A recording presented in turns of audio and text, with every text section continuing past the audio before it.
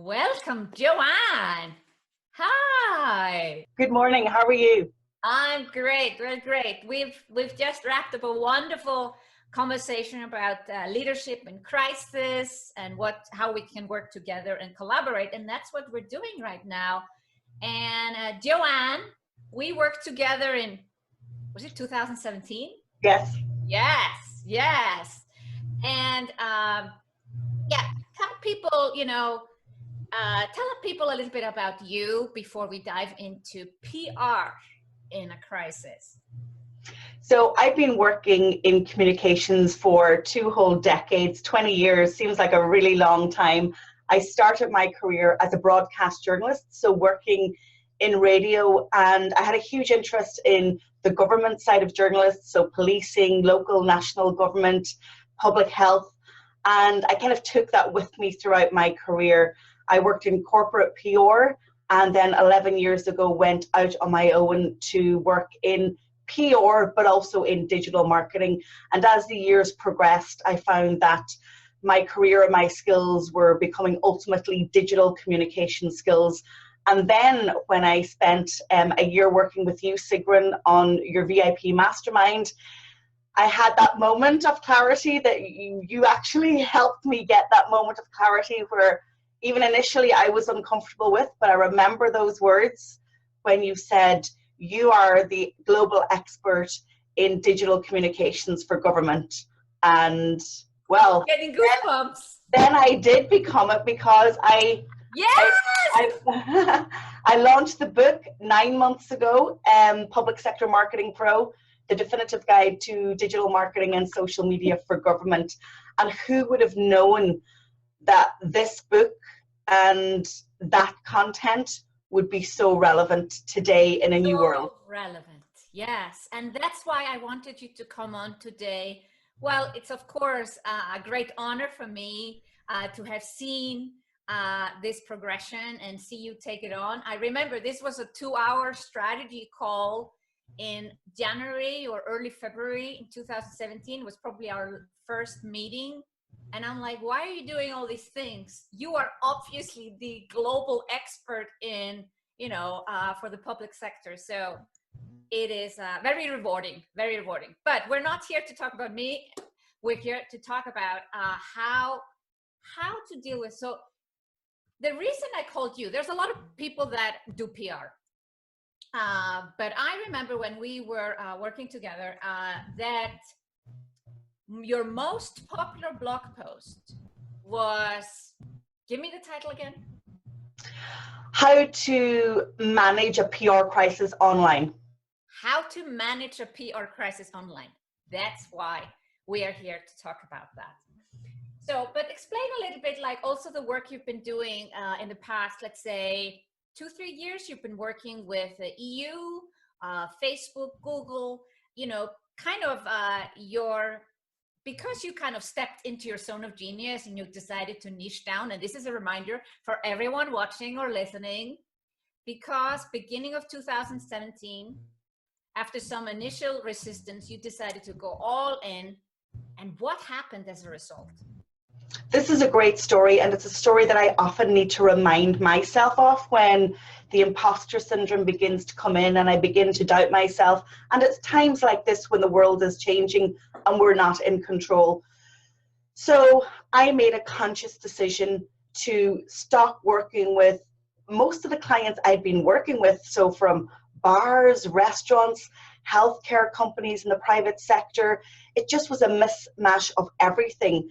And I wasn't focused, and I wasn't stepping into my zone of genius, as you so beautifully put it. But when you give me that clarity and I began to think about it and maybe accept that I could be and I was this global expert, I made a conscious decision to end contracts with clients in the private sector. I remember totting up the value of those contracts, and that was €84,000. And I mean, I wasn't in a position to just say goodbye to that money, but I had to be true to myself and I had to be true to the direction that I was going in. And once I made that decision and once I took the action, having decided, then things began to change for me. And I can categorically say in the past 3 years since making that decision, business has been easier, life has been easier, I have more time, and the enjoyment and the fulfillment out of my work has gone right through the roof. I always enjoy working, but I felt, you know, like there was an anchor around my ankle and pulling me down, whereas I wanted to go up. And over the past number of years, I felt that I've gone up because I created a sub-brand. So my company is Digital Training Institute, which lends itself to the new niche. However, the name didn't reflect the audience. So I created Public Sector Marketing Pros, the website, the brand, the book. I also created Ireland's first, and I think Europe's first, Public Sector Digital Marketing Summit. Yes. Which brings together people working in government and public sector, and they love it. They absolutely love a dedicated conference, because let's face it, when you're thinking about digital communications for government and public sector, it's very different to the world of corporate and business. A conversion is not a sale. A conversion is getting a member of the public to self-isolate and wash their hands and play their part. Yeah. So the language is very, very different. Google found me on Google. Yay! They were hiring trainers to teach digital transformation to their biggest clients across Europe. And because my SEO was really good and my online PR was really good, they found me, they interviewed me, and I've been working as a trainer for them for 2.5 years, right across Europe. So that's amazing. Amazing. About a year ago, Facebook contacted me via LinkedIn, which was interesting. And they said, we've been watching what you're doing, and the public sector and government sphere is a vector that we really want to get to know a little bit more. And then just in December gone by, they invited me in to address their government politics and advocacy team from across Europe, the Middle East and Asia, and to talk about how the ideas that I had for Instagram and Facebook for that sector. And so, yeah, they really listened to me. They were taking lots of notes. It was kind of surreal for me. But at the same time, you know, I was grounded, and I said, no, I need to be here. I have something of value to contribute. It's really important that they hear from me. It's really important that they look at public sector in a different light to the world of corporate, because I feel really strongly about it. And that's the thing about stepping into your zone of genius. If you're aligned with that sector, that tribe, that audience, and you truly believe in it, then you must do it. And only yesterday I had a webinar with over 50 public sector marketing pros, and I was getting really emotional about what they needed to do, because they were from every sector. And one public sector marketing pro from a local government agency emailed me afterwards, and she said, thank you so much for doing this free webinar for us. She said, I felt isolated and alone, and I didn't know how we could step into the conversation of COVID-19 when our responsibility is not public health. Because we all have a responsibility right now. You don't need to be a chief medical officer or a prime minister or a minister for health. This is affecting every single citizen in the world, economies, families. So we all have a part to play. So yeah, I have found myself and my voice, and that mastermind was one of the best investments I've ever made. Beautiful. You've also worked for the European Union. Yes, so the EPP group in the European Parliament, I'm a preferred trainer for them. So they have 181 MEPs right across the European Union, and I work with them on social media and digital communication strategy. And if you think about our political leaders right now, they are all, like us, indoors, but they still have a job to do. Yeah. So it's really important that they are agile enough to be able to still communicate with citizens, to reassure them, to be a vehicle for communications from the European Commission and the European Parliament. And so I'll be designing some new ways of working for those as well. And yesterday I also worked with radio stations in Ireland. And if you think about radio stations, sport, there is no sport anymore. Yeah. That's gone. Yeah. And news is dominated by COVID-19. They can't have more than 1 or 2 people in their radio station, so everybody are broadcasting their shows from home. And they were totally like caught in the headlights. But I was able to step back and design a program in 3 days to teach them new ways of working and new ideas for podcasts, new ideas for on-air shows, telling them to embrace totally the world of digital and to produce new online formats and not just on air, because social media use has gone up by 30% in the last week, and that's going to continue to grow. We've even seen pressure on our networks in terms of internet because people are working from home. And I've described it as forced digital transformation. So I've been trying to encourage my tribe to embrace digital, and now they're being forced into it. Well, that's seeing the opportunity as well. Like, some people were so behind, and they were maybe wanting to go online but putting it off again and again and again, and now it's forced. And maybe that's not a bad thing. I don't think it's a bad thing, and I'm sure, Sigrun, you've seen this also online. People are fearful. Freelancers, consultants, solopreneurs are fearful to step into this conversation right now because they don't want to be seen to be like hijacking a negative story and a public health incident. This is not the case. Please relax. You have something that you can contribute, that you can help another group of people with, because in their moment, they cannot see the opportunity. And this is where we can step into our own right now. Yeah.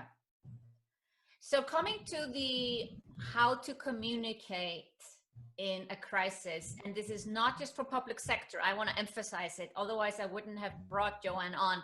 It is for everybody. You have to talk about this. You cannot not talk about it. And the question is how. So Joanne, what is your recommendation? So the first thing that you need to do is you need to understand how COVID-19 is affecting your audience. So take some time to think. You might even want to do a small digital online focus group where you get about 6 to 8 people online and have an honest conversation with them and say, how is this affecting you right now? What are your greatest challenges? How are you not prepared for the next steps? It's not that you need to have all the answers, because let's face it, nobody does right now. But it's about showing leadership, as you said, and having those conversations and getting an insight into their major pain points right now. So I have done that, and I've understood that it's teleworking in the first instance, not understanding how your value can be brought online. That's the second challenge. And then thirdly, how do you have that conversation and making sure that your tone, your language, and the nuances of what you're saying are sensitive to the public health crisis that we're going through right now. So that's the first thing. Go and speak to your audience. Have a small group of people on a Zoom call and have an open conversation. And that's just, I had a good idea of what their issues were, but I needed to hear from them. I needed to cement their truth and to really understand it. So that's the very first thing that you need to do before you do anything else. The second thing that you need to do, and not to overdo it, but you need to understand how the situation is evolving on a daily basis, because it is changing. So if I look at the Irish context, yesterday we had our Minister for Education give an update on our state examinations that young students have to sit in June of this year. The day before that, we had our Minister for Finance address us following a meeting with the banks and telling the people that they're going to give a 3-month moratorium. We also have daily public health updates.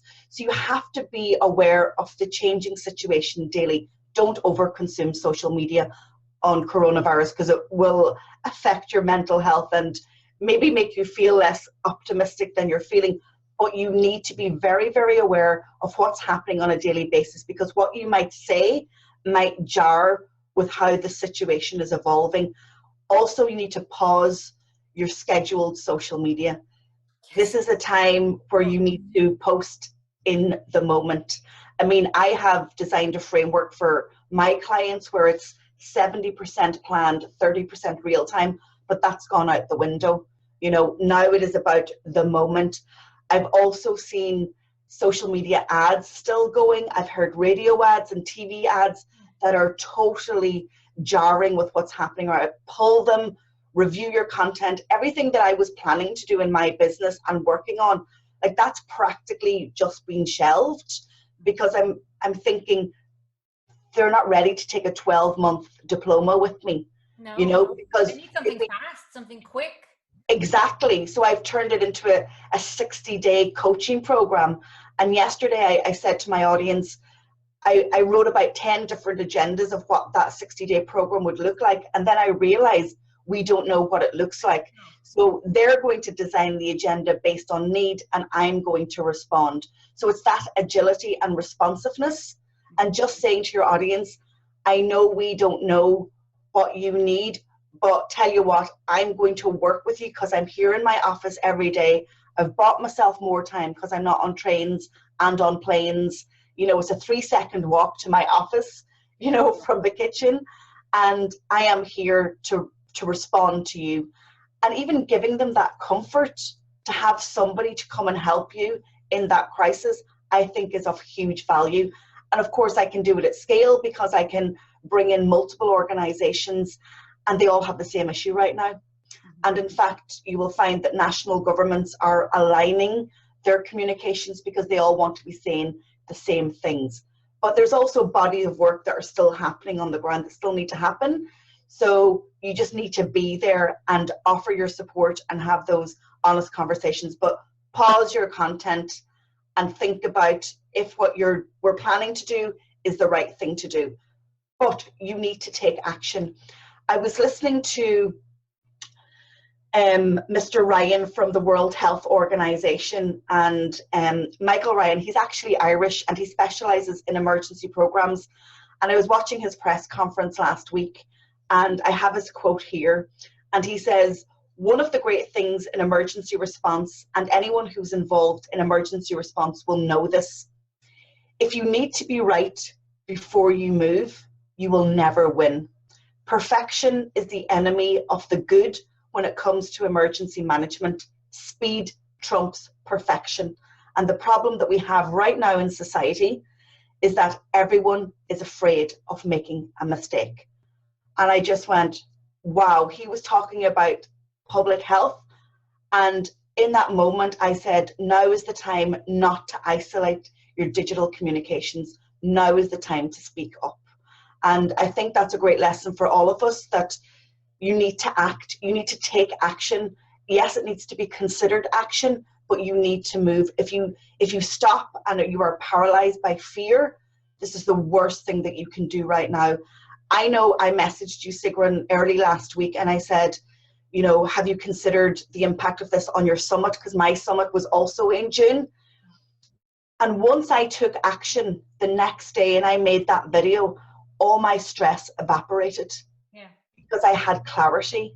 And that's one thing that I learned from working with you, that clarity is 50% of the success. And when I parked that and I parked what I was going to do and I accepted it, I was ready to change direction. And then I started listening to what was happening in the world. And I said, how can I step into my zone of genius right now? How can I contribute? Yeah. So true. I think I've been repeating this. I'm doing daily turnaround talks, quick Facebook Lives, less than 15 minutes, talking about everything that I'm doing in my business. And I took a decision before most other people did on postponing my conference. And maybe it's because I did turnarounds before, or maybe I just also knew, like, the quicker I take the decision, the less stress I am going to have. And I also did not want to people start to email and message me. And I was able to make a decision before that happened. Because even just 3 days later, that comes back to your point of following the news.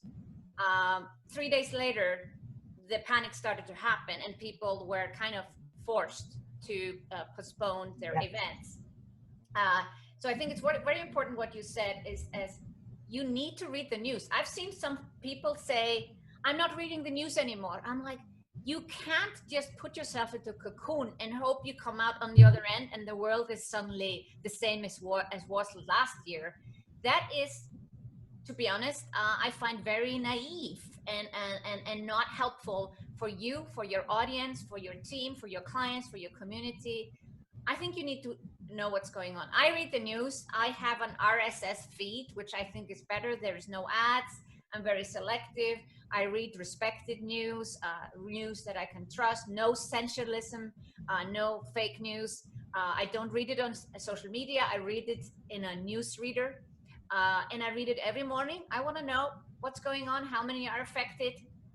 And then I just breathe and say, I'm here to serve, you know, like Gisli said before, as leaders, we need to kind of park this fear that comes up and say, we are here to serve.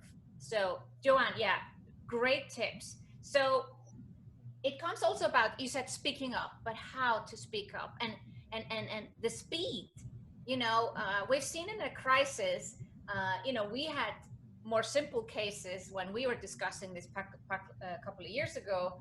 A crisis would happen and there's silence, you know, and then there's other responses where, okay, a crisis happened and someone speaks up. You know, what should people doing that are watching or listening to this right now? So this time sort of reminds me, because it's the only major crisis that I can compare this with, but this is kind of not comparable. But if we think about the economic crash of 10 years ago, yeah. Okay, where everybody was affected. And I remember my business was only a couple of months old when that hit Ireland, and there was huge stigma. And nobody spoke up. Nobody spoke up about how difficult it was to be in business. Nobody spoke up to say that their business and their income was decimated. Nobody spoke up to say that perhaps they had to get help and welfare from the state. Nobody spoke up to say how it impacted their families. And now there's a change. I'm on LinkedIn, and I know you're there as well, and people are being very honest, and it's so refreshing. Yes. And I've even been able to say, well, this has completely affected my business. You know, but I am going to pivot, and I am going to respond, and I'm going to listen. And I think that speaking out and speaking up is going to help everyone, because not everybody will be able to speak up, but you and I might be able to speak on behalf of our tribe. And then when we speak, it will provide some comfort to other people. So I think there's a huge responsibility on us to speak up, because it almost feels to other people that they have permission to speak their truth. And we've learned a lot about speaking our truth from, you know, the likes of Brené Brown, and, you know, giving us permission to be vulnerable. And let's just be honest with each other, because that will go a long way. So how do you speak up? I've committed to doing a daily video Monday to Friday to give me some structure, but also to even kind of communicate how things are evolving for me and my business, and also what I'm doing. And I'm getting lots of messages from people who aren't in my sector, but saying, thank you for doing that. You're giving me ideas, you're giving me inspiration, and you're reminding us that we can do something. And so speaking up, and what I do, if I have a notebook, and I literally write down 5 topics that potentially might be topics to talk about, 1 topic per day. But then I'm looking at what's happening in the changing world and seeing if it is relevant. I'm also listening to my audience, so the emails and the messages that I'm getting through. And I got one this morning going, we need to be able to communicate with other government officials publicly. We need to communicate with their staff and citizens. Can you design a program? So I went, okay, teleworking is a big thing for people in my sector. They probably haven't done it before. I know all about it because I've been doing it, and my colleague Jamelia is in Cape Town, South Africa, so we have it mastered. Yeah.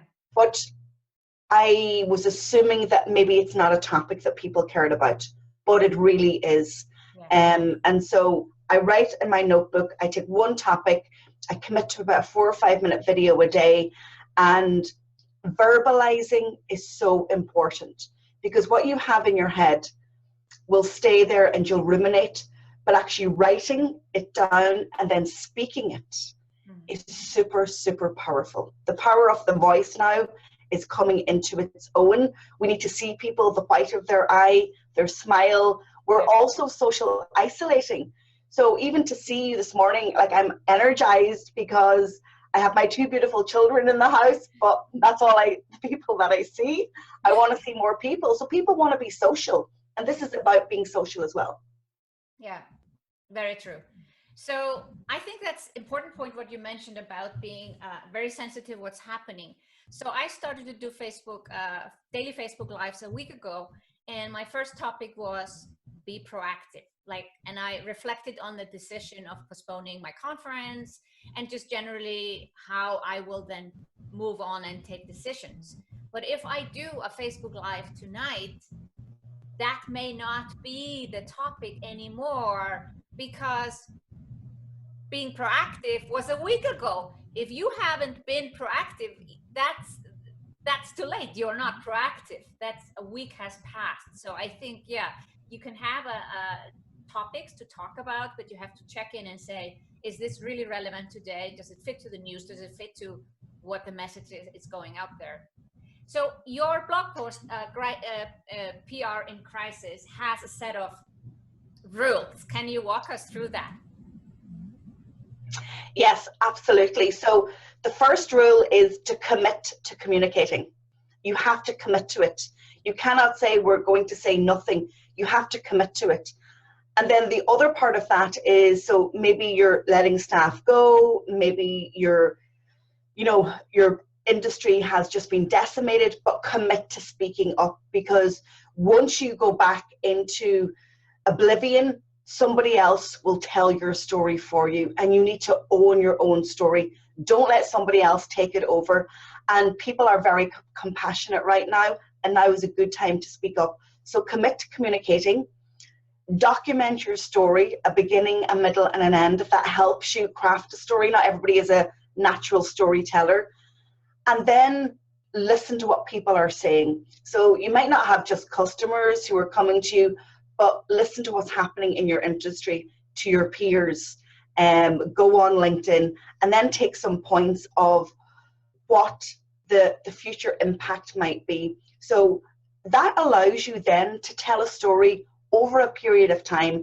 You might not want to put everything into one press release, one video, one blog post, one podcast. You might say, I've got a story to tell too, and my story is valuable. And I actually think that we should almost all be documenting our journeys right now, just like you and I are doing, Sigrun. Yeah. How about we update people and say, yesterday I had to let 50% of my staff go. Today, with the extra time, we're helping with food banks and delivering food to the elderly. Tomorrow it might be, here's what we're working on now, because it's the only part of the business that remains. We need the economy to continue. Governments need economies to continue. Governments need entrepreneurs now more than ever. And the small business sector in my country, in Ireland, contributes 80% of income to our state. So we need you to stand up, because we're creative by nature. We're kind of good in crisis, but you need to tell your story and to commit to it. The next thing that I would do is I would choose my channel. You've chosen Facebook Live. I'm doing my pre-recorded videos, and then I'm putting them out on multiple channels where my audiences are. Choose your channel. Maybe you want to choose a partner. Maybe there's a podcast that you can go on. Maybe you don't have a YouTube channel, but there's somebody else who's building out a playlist on this in your niche. Find the channel wherever your audience are, and make sure that they hear you and they see you. And I think video is really important. We're always encouraging people to go front of screen. Don't worry about perfection. But now just, turn on your phone, turn on your device, whatever your device of choice is, and just let people see you. Let them see your body language. Let them feel the emotion that you're feeling. And another important tip is you need your own niche hashtag. So we know that variations of COVID-19 and coronavirus are trending. We know that coronavirus with your country bolted on is how we're following. So coronavirus Ireland or coronavirus Switzerland. But you need your own niche hashtag, and that allows you to step into the conversation and to give it context. So the one that I'm using is COVID-19 crisis comms. And so that's allowing me to have that relevant conversation, but in the context of the bigger picture of what's happening. So devise your own niche hashtag, and then you'll see other people joining that conversation, and then you won't feel alone. And I think the moment that you don't feel alone and you get a response, I think you'll be okay. You'll settle yourself, because we all have those human worries and those concerns about being judged and who am I to have a voice. Well, if I've learned anything from Sigrun, it's that you need to step into her phrase, which is your zone of genius. You have a responsibility now. So as Sigrun says, think about it as serving as opposed to being self-serving. Yeah. I also have my own hashtag. I call it Turnaround Talks, because I'm also thinking beyond the crisis. Now, I don't know if that's fitting to what you're teaching, but I decided I'm going to step into that zone of genius, something that I'm not using. I was a turnaround CEO. And I'm like, okay, here's my opportunity to bring back the experience I had before, use it for this recession, and see where that takes me. It's a little pivot without completely changing my business, but making it around, okay, I have turnaround experience.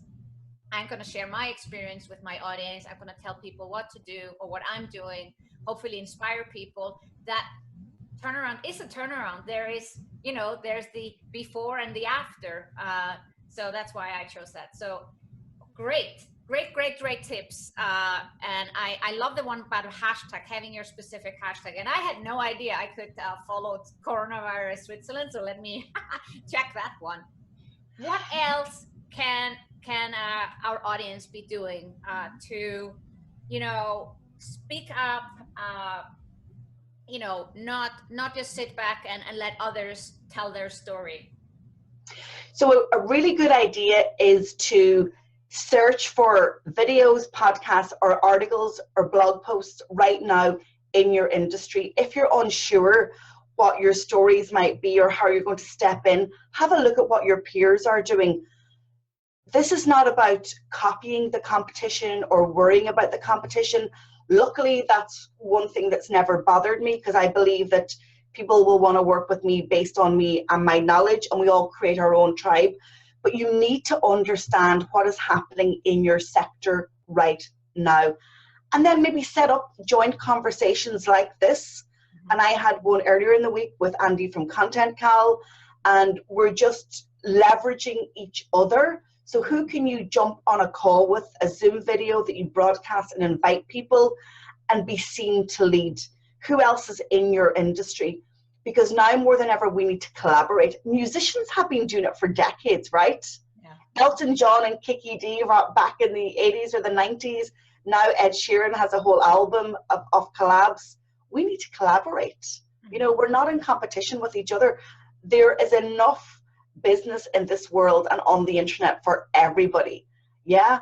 So I think you got to find a collaboration partner, and maybe that's your first step into finding your voice right now and telling your story, because I know that it's helped me. This is my second collaboration this week, and I was delighted to hear from Sigrun, and I was like, this is just what I need to. So, I feel what you feel. I'm sure Sigrun feels the same, the uncertainty, but one thing I've learned is taking action in a crisis is the best thing that you can do, because your audience is watching, and taking action demonstrates that you care, that you're showing leadership, that you're a human being, you're willing to be vulnerable, and all of those kind of competencies and traits are very appealing to people. So you have to take action, and maybe it's only an action for tomorrow. I'm telling myself, this is a crisis that we need to take one day at a time. I can't even think past next week. I got an email this morning and I was like, great. It was from a client who I'd worked with, over a year ago, but they remembered me. They've probably been watching my videos. So everybody has a problem right now. Yeah. But if you're speaking up, then they might see you in your news feed and go, Joanne can help me. That's who I need to reach out to. So that's so important, and that's what I committed to. I didn't commit to doing the videos to get X% of business. I committed to doing the videos to see how people would respond, and to give me more ideas and to be able to take the temperature off my audience, because my audience, I know what's happening to them right now. I can see it. They've gone into paralysis and shock. And the comms that they might have been doing are only coming from national government. But I know that's going to change. So show leadership and speak up. Yeah.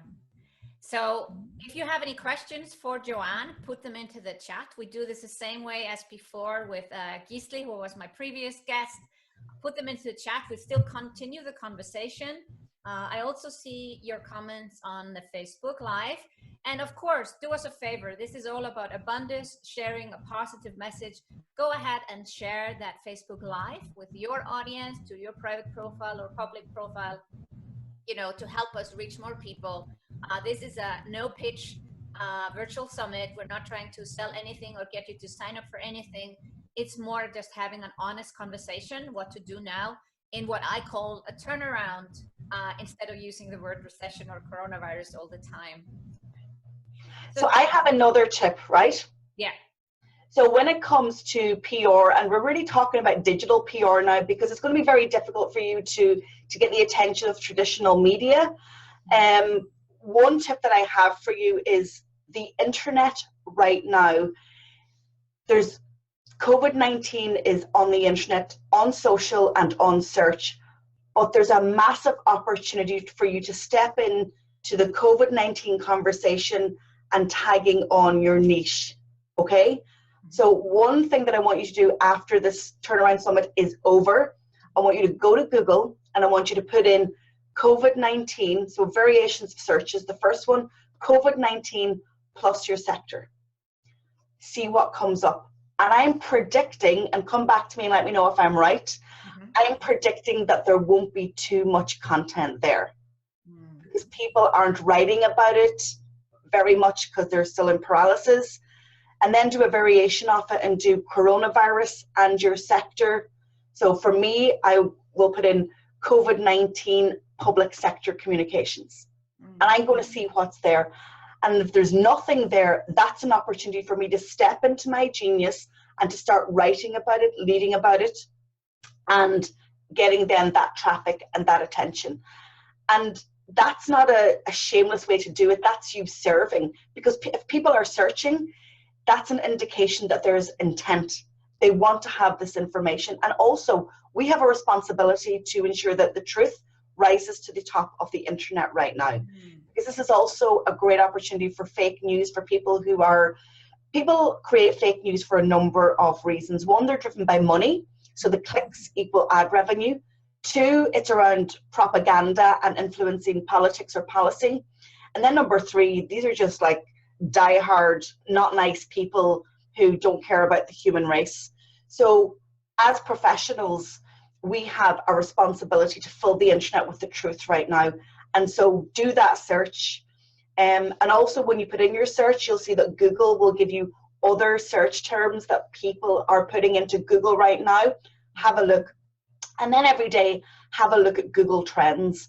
3 weeks ago, I was in Edinburgh and I looked at Google Trends, and on the Thursday, coronavirus was trending. On the Friday, hand sanitizer was trending. Whoa, so last week, like a week ago. So that was 3 weeks ago. Oh, 3 weeks ago. 3 weeks ago, yeah. Yeah, that is about the time I was in the United States, and it hit me. And I guess that's why I was able to take such a quick action on my postponing my conference. I landed on February 27th in the United States, and we had the first case in Iceland. So I guess, you know, that I connected more to someone being sick in Iceland than someone being sick in China. And then there was this question of like conferences being potentially postponed. Like there was just rumors. It was nothing happening yet. And I was attending a conference with 4,000 people. And I started to get a bit worried. Will I get sick? And I transferred my worry onto my attendees, and I said, I don't want anyone to feel like this or being worried about travel or attending or meeting other people. So that kind of helped me. But yeah, Google Trends is a great one. We have a couple of questions. How to humanize your brand and the message about without contributing to fear? Felissa is asking. So can you tell me what sector you're in? Yeah. So while you're typing, I'll keep talking. Yeah. The Felissa, number. yeah, Felissa, tell us what sector you're in so we can connect. Finance and business. Okay. Well, Felicia, you are in a sector right now where we all have questions about it. How to humanize it is you tell the stories of small female entrepreneurs and the impact on their business. Mm-hmm. So ask your tribe to submit to you how this is affecting them, what has happened in the last 2 weeks. Get them to just respond to you with a 1 paragraph. Mm-hmm. And when you get that information from the tribe, you as an expert will understand how to give them advice. So in giving them advice, you're humanizing the broad advice to the wider world. And you can say, you know, Joanne contacted me. She's a single parent with 2 children, an adult child and a 10-year-old. She's self-employed. Her business has completely changed. Here's what she's worried about. You know, you might want to talk about the government initiatives that are in particular countries. Maybe you want to curate what governments are doing, like a roundup post. Yeah. In Ireland, they've made an announcement. In the UK, in the US. I mean, that would just be amazing. So all you do is you listen to the stories of your tribe, you give the advice as you would in any normal consultation, and you turn it into a story. That is human, because they are real life stories. So get the problem from a real human, and you give the answer as a real human. And with that, you're helping thousands and thousands of women. Yeah. What if you don't get much response from your audience? Well, can I tell you, my audience don't really respond. Yes. They don't, because they're not naturally allowed to talk publicly about work in government for obvious reasons, but they're watching. I promise you, I get emails or a phone call. My audience don't ever respond. And then when I see my videos and they've, you know, low view counts or whatever, that doesn't worry me, because it always converts into one conversation. But they are watching. I promise you they're watching, but they might not necessarily engage because they're probably afraid to, you know, they don't want to be vulnerable. But the consistency will trump the vanity metrics on this. You know, go out, be present, be real, give value. And if you do that constantly, even if you don't commit to once a day, commit to twice a week. I don't even think once a week is enough now. I think, you know, you need to be going at least twice a week. And I'm talking between Monday and Friday, because people are looking for answers and taking it one day at a time. So show up. Yeah. I do think even daily is a good one, like both of us are doing, because things are changing so fast. It's gonna, you know, things are gonna settle even if we're not out of the crisis. The information is gonna get clearer as we progress. It's getting clearer that social distancing is what we should be doing. That was not clear a week ago. So things like that. Yeah. Another question. I'm a singer, moderator, speaker. Don't earn money now because events are closed. Want to give people inspiration, want to serve, but also need money. Is it okay in a time of crisis to monetize and demand money for giving ideas and inspiration? So this is probably a question that everybody wants answered. So thank you for asking that. At the end of the day, we all still have to feed our children and pay our bills, and we have to be creative. So I think in the first instance, we should provide value. So you don't ask for the sale right away. You begin to have conversations with people and start showing up with the value. I mean, this is what Sigrun teaches, right? But absolutely, I mean, I'm trying to come up with a product that I can monetize that provides huge value. And as I said, it's a broad 60-day coaching program on crisis comms, and the client will design it. So based on what they need, I'll provide it within boundaries and parameters. So the event industry has completely decimated. But guess what? We had St. Patrick's Day here in Ireland on Tuesday, our national day of celebration, and we had Irish artists going live. Start showcasing your voice and your talent, and have virtual concerts. I think today is International Day of Happiness, and what a wonderful way to give some happiness to people by singing to them. That would be amazing.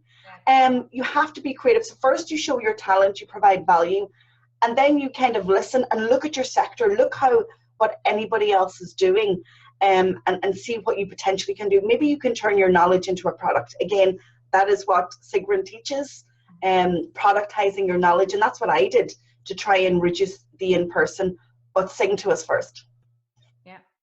Yeah, I think it's very clear. This is also what we're kind of doing this week. If I just refer back to my business, we are not selling anything this week. We are serving. We have announced a number of initiatives, self-made fund. We are helping people in need. I saw that. Yes, it's amazing. So it was basically created overnight. We have created resource pages with, 50 ways to make money online. We have, if you go to sigrun.com/resources, we have a list of resources that we have created or we've opened up for free. Also, our Samba students have provided resources. So go ahead and check that out.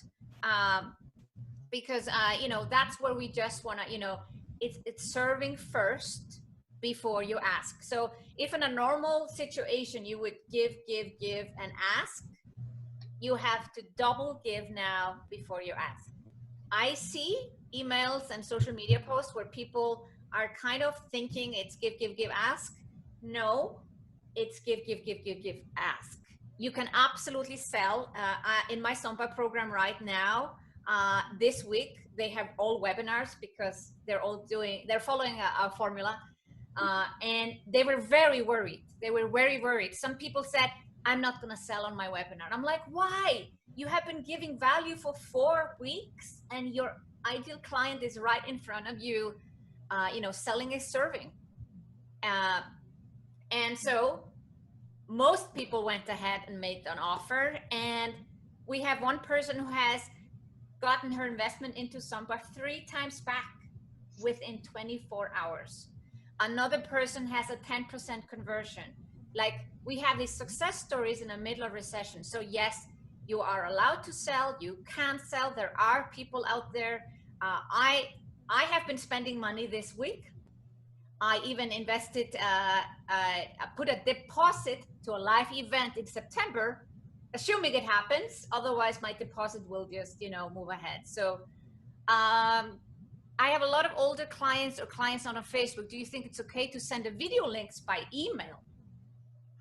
Okay, so if we think about the traditional digital marketing funnel, it's like an inverted pyramid. So we're using social to get mass appeal. And at the bottom of that funnel is actually email. And this is where the conversions happen, right? So if you can move your audience from social and then to your website and then to email, then you're winning, because that's the natural pathway of good digital marketing. So I would say yes.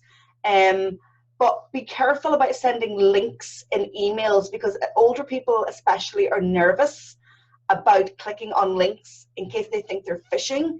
So make sure that they know you and they're comfortable with you. Maybe do some Facebook Lives to say that you're going to be doing a daily video, but you're going to send it as a link, because you can't embed a video in an email, but you can embed a screenshot of you perhaps and make that screenshot and that photo a clickable link. But make sure that they know it's coming from you and it's trusted, because there's a lot of scams happening right now and people will take the opportunity. But email is digital gold. That's where the magic happens. Can I use the search COVID Corona in the language teaching sector?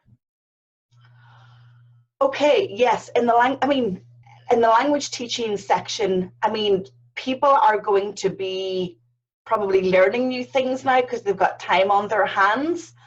Also, I saw our National Health Service turn their public health information into 12 languages yesterday. So there's probably a need for people to start translating social content in particular. So that might be a new opportunity for you. Also, in terms of if we want to keep abreast of what's happening abroad, we're seeing content in our news feeds now from Italy in particular that's in Italian. So I think you can be very creative now, because it's the first time since the crash that the world is united on a single thing. Yeah. And it's the first time that we're actually following the news in other countries. So our chief medical officer, every single day, after he gives the national update on coronavirus, he gives us the international state of affairs. So I think that you're in a perfect position right now. You just need to brainstorm what that might be. And also the second part of that, help teaching people a new language, then it might be, because we all have time on our hands, right? The excuse of I don't have time, it's gone out the window. For everyone except me. Okay. Yeah. No, there are people who are, of course, giving so much value like me this week that, I'm literally busy 24/7. But you are right. As things settle down, I'm also actually going to use this opportunity to do things that I've put off for a long time. I do think this is a wonderful time to learn something new. I just think maybe this week people are still a bit in a panic mode, and this comes back to what Joanne said. Watch what's going on, read the news, the good news, well, not the good news, but verified resources, and also listen to your audience. So I saw a few people saying, oh, I'm getting emails like, now it's time to write your book, or now I'm just like in panic, my kids are at home, and so they felt this email and message was insensitive to them. Now, it really depends. If you have online entrepreneurs who are anyway working at home all the time, yes, there might be a new situation having their children at home, or you are speaking to people who don't have children, and yes, they do have then more time. So I think it's more about understanding your audience and also following what's going on in the news. Yeah, I think that was,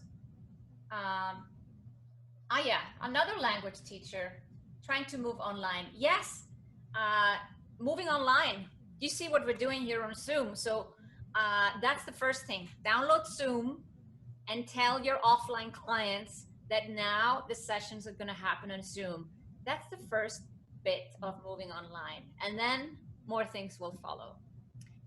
So what are you planning to do? I know you're creating a new program, and I think this is a good thing to say to everyone.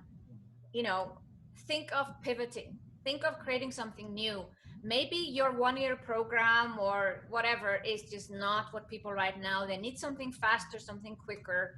And I do think we are in a bit of a panic mode, but bringing something out 1st of April or maybe even earlier could be the right time for a new program. And everyone, yes, you can sell. And let's make sure that the world keeps on turning, and then we make this recession a bit milder than otherwise.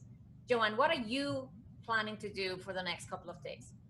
So what I'm planning is continue with my daily videos, continuing to support my tribe and thinking of ways to give value for the next number of weeks. And part of that is taking back my podcast. So as you know, I've been podcasting for 2.5 years, previously called JSB Talks Digital. Really great podcast, but it spoke to everybody.